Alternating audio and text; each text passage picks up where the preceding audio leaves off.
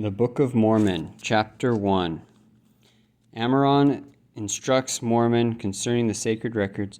Wars commence between the Nephites and the Lamanites. The three Nephites are taken away. Wickedness, unbelief, sorceries, and priestcraft prevail.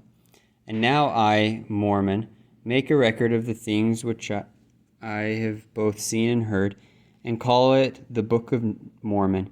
And about the time that Ammoron hid up the records unto the Lord, he came unto me, I being about 10 years of age, and I began to be learned somewhat after the manner of the learning of my people. And Ammoron said unto me, I perceive that thou art a sober child, and art quick to observe. Therefore, when ye are about 24 years old, I would that ye should remember the things that ye have observed concerning this people.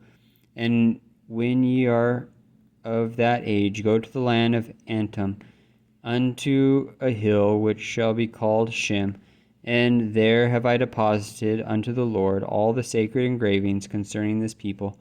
And behold, ye shall take the plates of Nephi unto yourself, and the remainder shall ye leave in the place where they are, and ye shall engrave on the plates of Nephi all the things that ye have observed concerning this people. And I, Mormon, being a descendant of Nephi, and my father's name was Mormon, I remembered the thing which Ammoron commanded me.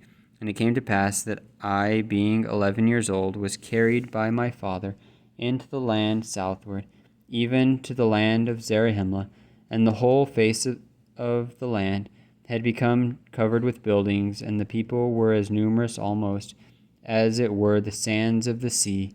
And it came to pass in this year there began to be a war between the Nephites, who consisted of the Nephites and the Jacobites and the Josephites and the Zoramites. And this war was between the Nephites and the Lamanites and the Lemuelites and the Ishmaelites. Now the Lamanites and the Lemuelites and the Ishmaelites were called Lamanites, and the two parties were Nephites and Lamanites. And it came to pass that the war began to be among them in the borders of Zarahemla by the waters of Sidon. And it came to pass that the Nephites had gathered together a great number of men, even to exceed the number of 30,000.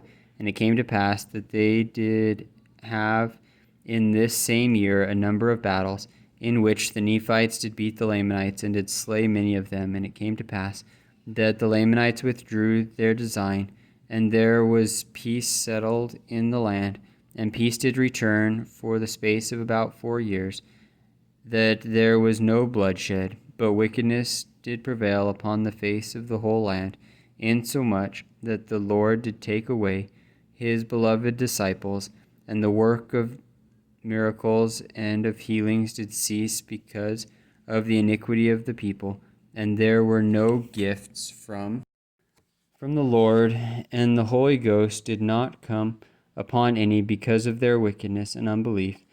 And I, being 15 years of age, and being somewhat of a sober mind, therefore I was visited of the Lord, and tasted and knew of the goodness of Jesus.